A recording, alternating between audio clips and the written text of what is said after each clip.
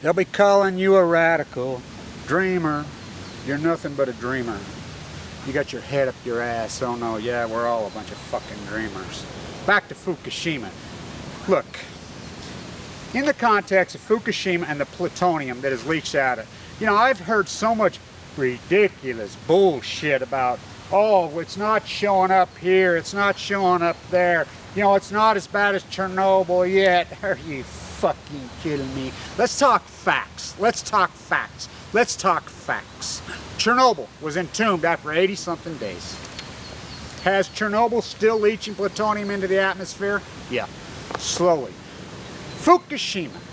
As I put up that video the morning thereof, as soon as the bomb blast happened, that video of mine was right up, calling this out to a T, as I've walked you through this to a T.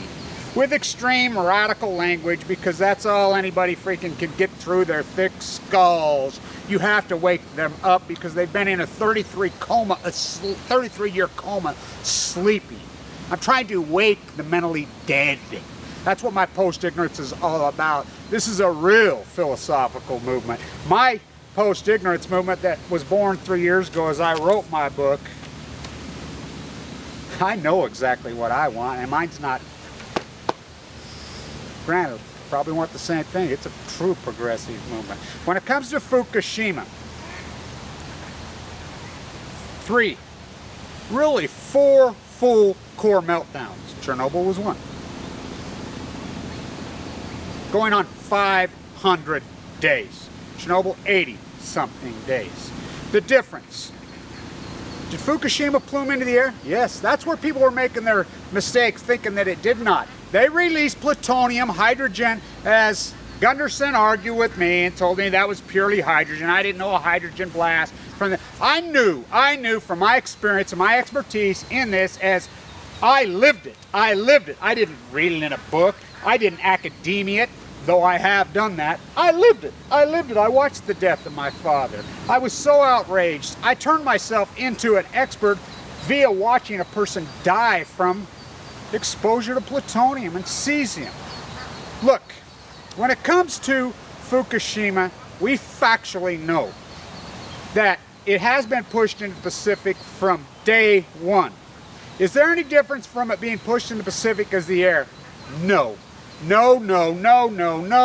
That's where these guys, you know, even as much as I love Beyond Nuclear, Hartman, I love those guys, that's where they're wrong. They are wrong in that context. It doesn't matter if it plumes into the air of the Pacific. It does not matter. It doesn't. The jet stream and the ocean currents, they still encompass and circle the globe.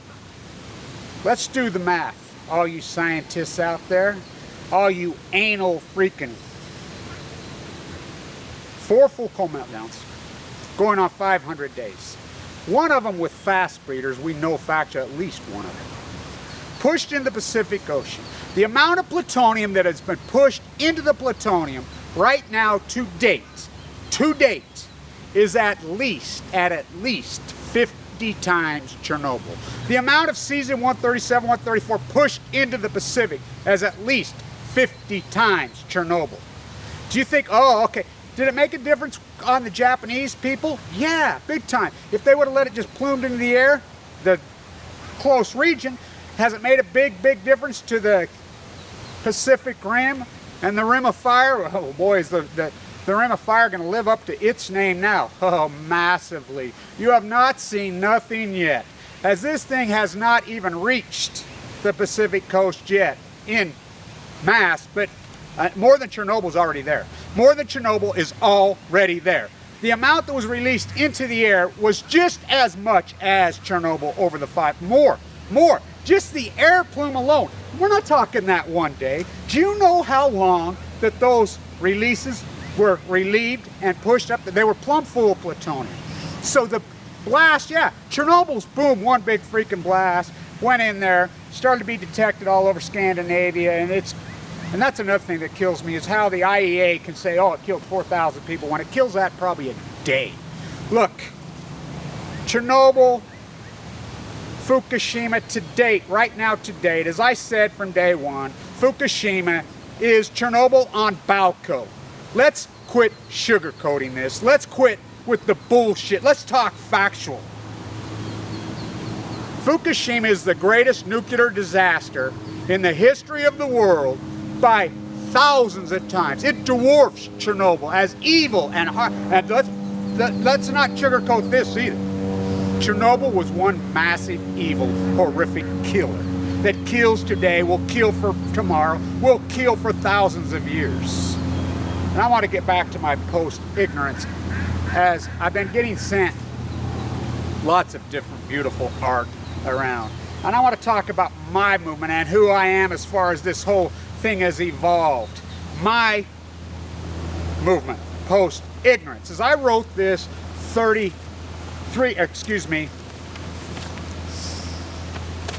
years ago. You guys know this is my poster, your logo there, and I've got people sending it to me, and I'm putting it together. This is my summer tour. I have not been released by the doctors yet. I have not. I'm still fighting. I am still fighting. I'm full of leukemia. I've went through all the treatments. I'm doing so much better, as all of you know. This hat has so much significance because when the radical far-right mentally ill nuts wanted to kill Bert and Ernie, that's a fact. That's a fact. Let's make this perfectly knowledgeable. Perfectly knowledgeable in post-ignorance. 30 days after Fukushima happened, the GOP, far-right, Paul Ryan, radical, mentally ill, and think about you people who vote for Paul Ryan, who vote for Ron Paul, who vote for Rand Paul. I'll give Ron Paul a buy. At least he knows what he stands for. I disagree with it totally, but at least he... But you people in Wisconsin, Ohio, don't ever make fun of us in Utah. Don't ever make fun of us in Utah. You guys are 10 times... Yeah, granted, the Utahns are morons. They voted for Mike Lee as he's getting his house foreclosed on, as he's a fiscally responsible teabagger. How about you people in Illinois that voted for Walsh? Deadbeat dad, doesn't he pay his children? I mean, so don't even give it to me because you guys are the fucking morons. Look, politicians do not change people. People change politicians. That's what this is about. That's what post-ignorance is about. As some people say, are you a socioeconomist? Yes. Are you environmentalist? Strong environmentalist, always have been. Yes. Am I a plaster? Yes. Am I a worker? Yes. Am I a finance professor? Yes. Am I a derivative arbitrage trader? Yes. But what am I truly? I'm an artist. In the pure form of an artist. Great art is philosophical changing. It is the grassroots of a titanic shift of a philosophy. That's what as my post-ignorance movement, I know what I want. I'll call you out in detail exactly what this movement is all about. This movement is about putting white-collar criminals in jail. That's what this movement is about. It's about bringing back usury laws when you people don't even know what a usury law is. It's about putting lies back on the shelf and putting truth in the contemporary mind. It's about becoming in vogue with the environment again. Let's think about what we had 40 years ago. For all you young students, 40 years ago, you know, fractal quantum physics was the rage. That's the kind of conversations we were having. There were signs all over in every road in America, $1,000 fine for littering. We were worried about erosion. As the war was ending in Vietnam, we knew that the military was being grotesquely downsized. And that's another thing with my movement. Anti-military. I am anti-military, big time. I'm for downsizing the military pretty well all the way. Get rid of it. I'm for freaking usury laws. I'm for empowering love, not hate. I'm for empowering the environment, not bombs. I'm for a national grid. We have the technology with the mirrors out there, with the sun, it exists. It exists. It is there. The significance of this hat, these radicals, they honestly tried to kill Bern.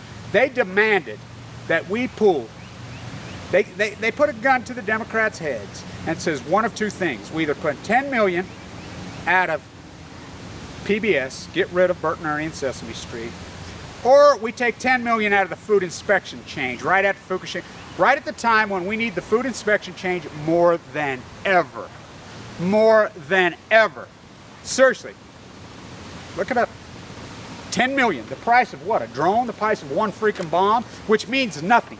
Means absolutely nothing in the context of your how many billions on freaking military. I am so, you know, if I hear one more person tell, oh, this is the greatest country in the world, how can you say that? How can you say that when our country is based on nothing but lies anymore? There might have been a time, and that's even debatable, there might have been a time when this was a great country, when you'd go to Europe and people would embrace you and kiss you and ask you all about, you know, the United, oh God, I want to go there. Now go over there and they'll spit in your beer. Rightfully so. Look, we mass murdered on a basis of lies. As Colin Powell stood in front of the UN and lied his ass off with no accountability, and we mass murdered them. We genocided the people in Iraq. Totally genocided them. We used white phosphorus atomic weapons on our own men. That's our country. We allow white-collar crime. We allow fake Christians in hairspray, like Mike Lee, as he is elected here. I'm fiscally responsible, as he's foreclosing on his house. We have no judicial truth, as people make it up as they go. We allow people to exploit illegal labor. This is what this movement is about, and I know I'm going on. Good. This hat has so much significance with my leukemia. Jim Henson died because he refused a simple antibiotic with a staph infection because of his dug-in religious idealism. He should be alive today. And was it his choice? I guess it was, but we are all tied in this fabric together. As Steinbeck said, it is simply, and I really believe this is simply what Steinbeck said. We went from the we to the I. Well, we've gone back to the we. In the 40s and the 50s, we went back to the I. As the Reagan philosophy, he was a John Bircher. This John Birch philosophy that we have evolved forward has gone so out of hand as we've empowered white-collar criminals. I want to read something out of my book. As I finished this book, I remember standing right out here, and it was exactly 30 years from the murder of John Lennon. And I've been thinking about that for so long. It's one of those marquee events. As me and my very first girlfriend, we had barely just moved in together, and we were way too young. I was 20 years old, she was 18. I remember the electrical power guy came to the house while I was at work, had turned on, gave her a lecture for 20 minutes. As her dad knows she's, you know, living with the guy because that's how young she was, you know. And so my oldest beautiful daughter, which is ironic that she lives just a couple blocks from where he was killed now, was conceived right here in Utah that night. As you know, this girl raised her hands. I mean, as I finished this book, I had it all finished, and it was in rough draft that night. And I stood outside and I thought about the exact moment as he was killed. As we had the moment of silence all over the country, every radio station in the country the next Sunday, I don't care what genre their music form was, everyone, we had a national moment of silence for him. And every radio station in the world played Imagine. I thought so much about that, and that's when I decided to leave this post-ignorance of mine in rough form. Did I think I'd get cancer at that time? I really thought this post-ignorance of mine, this philosophy, it is real, and I remember thinking that day, it has to be real. This philosophy has to change. This was long before Occupy come around. The people that started Occupy, they know me. They know me personally. I had conversations. I did my lecture at the Shirtwaist Fire on Washington Square long before that happened.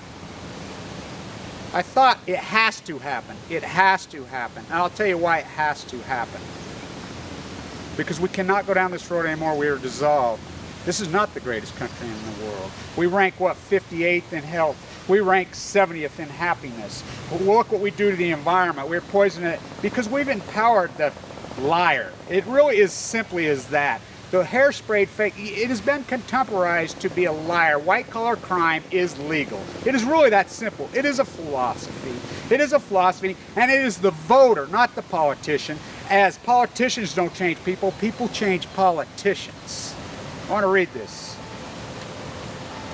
I see post-ignorance as a pure art movement in the concept of art itself, and the concept of art as culture, and the concept that people are culture, and the concept that inspiration influence are great historical artists like Van Gogh and Malay, like Pollock's reference to the Kandinsky, like Monet's to the sunlight, morning, dawn, winter, fall, spring, summer. It is influenced by the invogments of the time. My look at culture and art there as today, economic theory, popular culture, art or the lack thereof, no art. The mind of seeing when others for some cognitive reason do not see. Everyone saw life from millenniums. Everyone saw simple life from millenniums. Everyone saw eclectic color from millenniums. It is more per se than the artist. Monet saw the light. Malay saw the struggle. Van Gogh saw the line. Smithson saw the simplicity of the line and the shape against the landscape. Kandinsky saw the election of color and shape. Pollock saw the color of dynamics in motion, but much more than that, they saw decades ahead of the truth. Their minds saw fact and truth. Their minds were strong enough to act upon. They understood when others did not understand, not yet. They had strong backs and knew how to work. They were the purification of ambition, intelligence, education, smooth with work ethic. I visualize, have for over 2 decades, knowing via my Hawken trial, via my keyboard, via my paintbrush, via my cardboard $3 throwaway camera, via my flip camera, via my soapbox, YouTube, via my websites as this. Poetic injustice to the entire world, wars without provocation, pain without a crime, love without an artistic spirit, ignorance with a club, a big club. As the counterculture, what I have termed neo-ignorance is post-ignorance. I see post-ignorance like this. As a movement of pure intellectualism, in broad intellectualism, not I know how history, not I know how to draw like a camera, not I know how to interpret, not I know how to incorporate, but I know culture, I know environments in the more exposed manner. I know economics, I know geopolitics, I know metaphors, good and bad, I know struggle and what it feels like to be stolen in wealth, artistic and benevolent. And I could go on and on and on. You know, for all you people, I am going to start putting up some finance videos, some of my classic lectures. I'm going to start putting up, and we're going to grow this back together. We're going to make, and I'll show you how to beat these maniacs at their own game. And all you people that bitch about your money, get your money out of your 401, quit feeding them. If you're bitching about it, quit giving them your money. And the radical, hairsprayed, fake, military, industrialized radicals, remember this, as Cindy Sheehan took to the streets and tried to organize and march and prove the lies. Did any of you stand with her? Did anyone of you lock arms? No, especially none of the men. When Pat Tillman's mother exposed that Pat Tillman was murdered by his own man, and his body by McChrystal and them was waved like a flag, did anybody stand with her? No. This whole thing, you are the problem, you are the problem. Popular culture is the problem. You the voter, you the masses, you are the fucking problem. Post-ignorance. What do I want? I'll show you what I want. Post-ignorance. I'll call it in detail. Tariffs and duties on exploited goods. And usury laws. Stop the credit score freaking conspiracy man. 5% above prime. What's prime? Pretty well zero. Put BP executives in jail. Our land and water belong to all God's creators. Give us the 99% the same interest rate as the 1%. Suspend all student loans until the job crisis is over, like you did for the big banks. White collar is a crime, a big fucking crime. Put them in fucking jail. Now I made these right before I got sick, because I was headed to the Occupy movement in Salt Lake, and that's where I got sick. Restructure the evil tax code, make it fair. Stop drilling in the Gulf. Oil is not our national industry. Go after the corporate media for failing to report Fukushima and atomic weapons. Remember, I made these nearly a year ago. Post-ignorance, that's who I am. Beaker, we rely on him as cancer victims. Orange, the leukemia color. Henson died from your bullshit rhetoric. If I hear one more person send me Rick Simpson's book, that book has killed more people than Hitler. And one last thing. Rupert Murdoch will go down in history as how easily groomed and postured you morons have become. He will go down in history as the greatest propagandist in world history. So much bigger than Hitler. Hitler was able to indoctrinate his own people, some Southern Italians, some Swedes, you know, some of the people that fought with him, George Bush's grandfather. Rupert Murdoch is incorporate his agenda is I used to spend a lot of time in Vegas, and the girl I was dating for years back in the day, the lead cocktail waitress at Mandalay Bay, who's still there by the way, she would tell me Rupert Murdoch's our biggest whale. He comes in there, he's the worst gambler I've ever seen. Shittiest tipper I've ever seen. Go in there, drop 10 million a day. He had an agenda. He had an agenda, and you think what he's been able to pull off. You think via his Fox News machine, he is the greatest mover of culture in the history of the world. And even he says it, I've read, even he says that he got embarrassed by Fox News, they went so far. Even he says he would have never believed he was able to move them. And we're not talking in England, we're talking in the United States. The United States, the military grow up, industrialized complex, madness, attack the freaking Muslim world, make up the lies, where they feed these fake Christians, turn Christian faith into a fake faith that is really indoctrinating these people, including that little weasel, crooked-headed Karl Rove. That's another thing. Put Karl Rove in jail. He was able to pull it off. He was able to fake hairspray people who call themselves Christians, who are really the devil, who are really the root of all evil, have nothing to do with Christianity. Was he able to pull it off? Unbelievable. His Ayn Rand fairy, she was a science fiction writer. Kevin Blanch, stay tuned. Fukushima is Chernobyl on BALCO. It will kill millions as it penetrates the body. As I've been in that hospital, and these doctors have told me, we're seeing new forms of this type of cancer show up all over because it's penetrating the body. It is accumulative. We all have Nevada test site in us. We all have Chernobyl in us. We all have the leaks, the bombs, open airs of Los Alamos in us. We all have it. It is accumulating. The half-life's 24,000 years. That's penetrating our bodies. And it's giving people all kinds of new radical, crazy forms of cancer. It's killing people. When this hits the California coast, you'll see the outrage. You better be outraged now, because this thing is an evil, catastrophic, horrific monster, and it has been caused by the free market fairy tales. The Ayn Rand philosophy of no regulation. We need 10 times the regulation. We need to go back from the eye, back to the we. Kevin Blanch.